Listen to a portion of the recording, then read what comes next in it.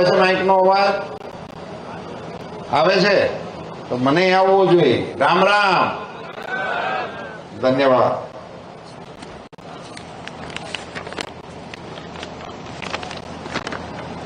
Wankaner Bamanbor boundary association એ એક નવું નામ છે. બાઉન્ડ્રી એસોસિએશનની અંદર કોમેક્સના તત્વાવધાનમાં મળેલી આપણી સૌની આ નાનકડી સભામાં ઉપસ્થિત આપ સૌ ઉદ્યોગપતિઓ, મંચ પર બિરાજમાન લોકસભાના આપણા સભ્ય ભાઈ શ્રી મોહનભાઈ, રાજ્યસભાના મારા સાથીદાર ભાઈ શ્રી રામભાઈ,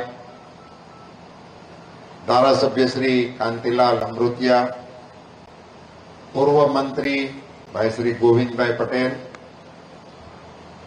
પૂર્વ મંત્રી શ્રી અરવિંદભાઈ રૈયાણી, અને હમણાં જ અહીંયા કેસરી દેવસિંહજી નહોતા આવ્યા ત્યારે કોઈકે ઉલ્લેખ કર્યો કે આ ભારતની કદાચ એકમાત્ર એવી કોન્સ્ટિટ્યુન્સી હશે કે જેમાં 2 રાજ્યસભાના સભ્ય હોય અને 1 લોકસભાનો સભ્ય.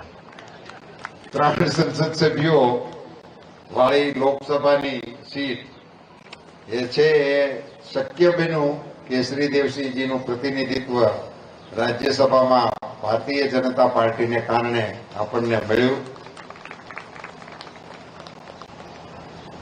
કાર્યક્રમના આયોજનની જેમની જવાબદારી અને આ એસોસિએશનના માનનીય પ્રમુખ શ્રી ગૌતમભાઈ તમસાણિયા, અપૂર્વભાઈ ઝાલાવાડિયા, ગોપાલભાઈ ખીરસરિયા, અન્ય સૌ મંચ પર બિરાજમાન અમારા પક્ષના આગેવાનો, ઇન્ડસ્ટ્રીઝના સૌ અગ્રગણ્ય આગેવાનો, આપ સૌ ભાઈઓ અને બહેનો.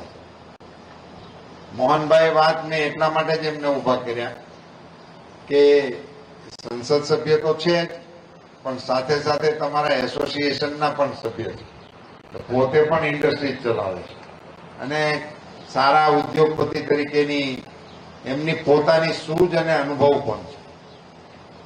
અહીંયા જે પ્રકારે ઉદ્યોગનો ગ્રોથ થઈ રહ્યો છે અને મોહનભાઈ જે દિશામાં ઈશારો કર્યો કે હવે આપણને ઇન્ટરનેશનલ એરપોર્ટ, રેલવેનો ડબલ ટ્રેક, કન્ટેનર ડેપો, આ બધી જે ફેસિલિટીઓ ઊભી થઈ રહી છે અને એ જ્યારે વ્યવહારમાં આવશે ત્યારે આપણા ઉદ્યોગ જગતને ખૂબ મોટી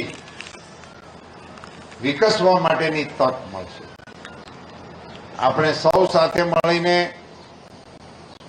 મોદી સાહેબનું એક મુખ્ય સ્વપ્ન છે આત્મનિર્ભર ભારતનું. મોદી સાહેબની એવી એક કલ્પના છે કે કોઈ પણ ચીજ વિદેશમાંથી ભારતમાં આવતી હોય એને બનાવવાનું કામ ભારતમાં થવું જોઈએ. એ દિશા તરફ આપણો લક્ષ્ય હોવો જોઈએ. અને બીજું એમનું લક્ષ્ય એવું છે કે વિશ્વને જેની જરૂરિયાત હોય એનું મેન્યુફેક્ચરિંગ હબ પણ આપણા ભારતમાં થવું. આ 2 એમના જે વિચારો છે અને એના આપણને પ્રમાણો પણ હવે તો મળવા માંડ્યા. કેટલીય ચીજોમાં જે આપણે આયાત કરતા હતા એ હવે આપણે નિકાસ કરવા માંડી ગયા. ડિફેન્સ તો એમાં સારા કાર્ટિસ આપણે ત્યાં નહોતા બનતા. મોટી ચીજ તો પછીની વાત છે. એક સારા કાર્ટિસે આપણે આયાત કરતા હતા. હવે એ બરાબરનું ક્યારેક એવો અવસર આવ્યો હોય, ઇમ્પોર્ટ ઘટ્યું હોય પછી શું કરવું? પછી ત્યાં બોર્ડર ઉપર થોડું કહેવાય કે હવે આવે ત્યાર પછી આપણે ચાલુ કરીશું, એવું ન હાલે. પણ એ અત્યાર સુધીની આપણી એવી સ્થિતિ હતી. આજે મને અહીંયા આપની વચ્ચે કહેવાનો હરખ થાય છે કે આપણે 20,000 કરોડથી વધારે રકમનું ડિફેન્સનું એક્સપોર્ટ કરવા લાવવાને બદલે હવે આપણે એક્સપોર્ટ. તમને કદાચ બધાને નાની મોટી માહિતી પણ હશે. ડિફેન્સનો જે એક્સપો થતો આપણે ત્યાં, તમે બધા તમારા એક્સપો જુદી જુદી જાતના જુદા જુદા વિભાગના પ્લાસ્ટિકનો, સેનેટરી વેરનો આવા બધા એક્સપો કરતા હો છો એટલે તમને ખ્યાલ છે આ ડિફેન્સનો જે એક્સપો થતો એ મુખ્યત્વે વિદેશી કંપનીઓ આવીને અહીંયા આપણે ત્યાં કરતી હતી. એનો મેઇન પાર્ટનરો અને પ્લેયર્સ એ વિદેશી કંપનીઓ હતી. ગયા વર્ષે જે આપણા ગુજરાતની અંદર અમદાવાદ ગાંધીનગરની અંદર ડિફેન્સનો એક્સપો થયો હતો, તમને જાણીને ખુશ થશો. 100% આપણા સ્વદેશી જે આપણા પ્લેયર્સ હતા એનો ડિફેન્સ એક્સપો આપણો પહેલી વખત થયો. એટલે આ એક દિશા હવે આપણે ત્યાં પકડાઈ ગઈ છે. પણ તમને આ વાતનો ઉલ્લેખ મેં અહીંયા હું કામે કર્યો? ડિફેન્સ આપણી સાથે લાગુ નથી એવું કંઈ, અહીંયા એને લગતા ઉદ્યોગપતિઓ નથી. તમને બધાને વિચારો કરવા માટેની તક મળે એટલા માટે આ વાત મેં અહીંયા મૂકી છે. આ ડિફેન્સની જે ઇન્ડસ્ટ્રી છે વિશ્વની, ખાસ કરીને અમેરિકા, રશિયા અને બીજા 2-3 રાષ્ટ્રો પણ એમાં છે. એ ડિફેન્સની મેન્યુફેક્ચરિંગ જે લોબી છે એ એના રાષ્ટ્રની નીતિઓ નક્કી કરાવે એવડી તાકાતવાળી લોબીઓ છે. હવે એને આપણે ત્યાં એક્સપોર્ટ મોટું એક્સપોર્ટ કરવા માટેનું ગ્રાહક એ ભારત હતું. હવે એ ગ્રાહક મટીને એનું સ્પર્ધક બન્યું છે. એટલે આ લોબીઓ ભારત સરકારની આ પોલિસીની વિરુદ્ધમાં છે અને એટલા માટે એવી તાકાતો પણ આ ચૂંટણીની અંદર એનો સામનો પણ આપણે કરવાનો છે. એ તમારા ધ્યાનમાં રહે એટલા માટે આનો મેં ઉલ્લેખ.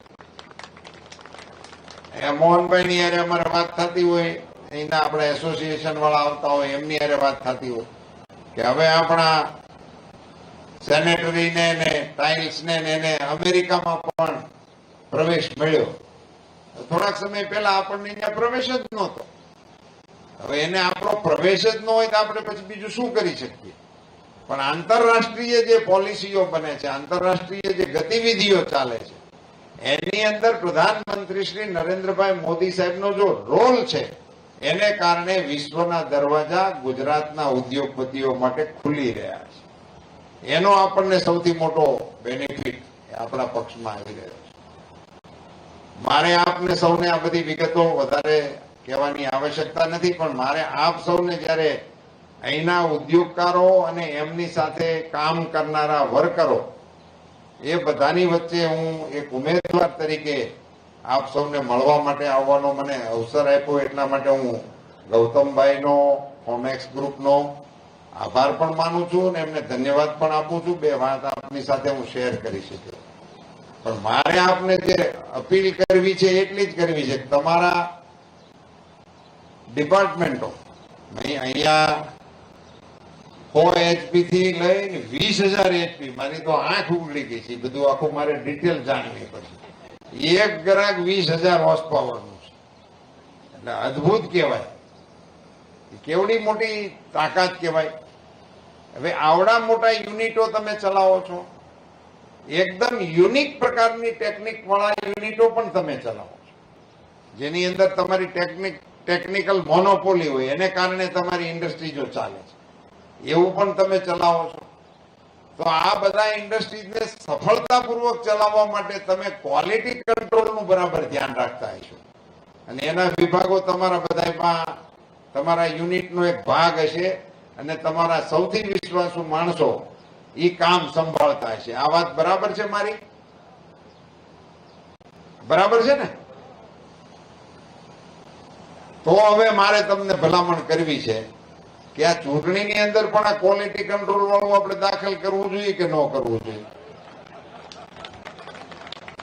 હવે તો આપણે ઘણા વર્ષ છે ને, હવે 75 વર્ષથી આપણે એનું શિલા ચાલુ હાકી છે. અમે તમને ફોન કરી દઈએ, તમે અમને કહી દો કે આ થઈ ગયું, અમે કહી દેવું નીચે, નહીં તો બધું સોલિયાટ છે. એને બદલે હવે એમાં પણ આપણે ક્વોલિટી કંટ્રોલ વાળો વિષય દાખલ કરવો જોઈએ અને તમારા ટેકનિકલ નો હાવના માધ્યમથી 100% મતદાન થાય. કારણ કે તમે તમારા ઇન્ડસ્ટ્રીઝની દ્રષ્ટિએ જુઓ છો કે તમારા લોસ ઘટવા જોઈએ, તમારી ડિમાન્ડ વધવી જોઈએ, તમારું પ્રોડક્શન અવર્સ ઘટવા જોઈએ, પ્રોડક્શન કોસ્ટ ઓછી થવી જોઈએ અને મેન્યુફેક્ચરિંગ એની વધારે થવું જોઈએ વગેરે બધા માપદંડ તમે બહુ સારી રીતે ચલાવો છો અને એને ઈ માસ્ટરીને કારણે જ તમારા ઉદ્યોગોની સફળતા છે. તો ઈ જે તમારું નોલેજ છે એનો થોડો ઉપયોગ 2-3 દી પૂરતો જ, આપણે પછી 365 દિવસ તો આ તમારું ચાલે છે એ જકાડી જોઈએ. એમાં જ અમને રસ છે ને એમાં તમારો અમારો રાષ્ટ્રનો ત્રણેયનો રસ એમાં છે. પણ 2-3 દી સુધી આ નો હાવનો ઉપયોગ અમારા માટે પણ કરો, રાષ્ટ્ર માટે પણ કરો. અને મને એવું કહેવાનું મન થાય છે અહીંયા આવા પ્રગતિશીલ ઉદ્યોગ મંડળની વચ્ચે હું જયારે વાત કરતો તો દેશને દિશા ચીંધી શકાય એવું કશુંક ચૂંટણીની અંદર નો હાવનો પ્રયોગ કરીને આપ બધા કરો એવી નમ્ર વિનંતી સાથે આપ સૌનો ખૂબ ખૂબ આભાર. ભારત માતા કી, ભારત માતા કી. ધન્યવાદ.